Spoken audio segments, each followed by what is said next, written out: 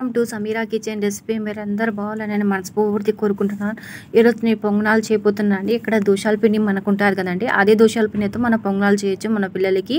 మన పిల్లలు 4 గంటలకు బడించేస్తారు కదండి, చాలా బాగుంటుంది చేసి పెడితే. 2 పచ్చిమిరపకాయలు, పెద్ద ఆనియన్ కట్ చేసుకునండి, చిన్న చిన్న సైజు కట్ చేసుకోవాలి. మనము దీంట్లో చిటికెడు పసుపు వేసుకోవాలండి. చూడండి, కొద్దిగా లైట్గా పసుపు వేసుకుంటున్నాను, కొద్దిగా ఉప్పు వేసుకోవాలండి. ఇవన్నీ వేసుకున్నాక బాగా కలుపుకోవాలా. ఈ పిండికి అనేది ఏం పెద్ద పని లేదండి, చాలా బాగుంటాయి, మన పిల్లలకు బాగా నచ్చుతాయి ఇవి.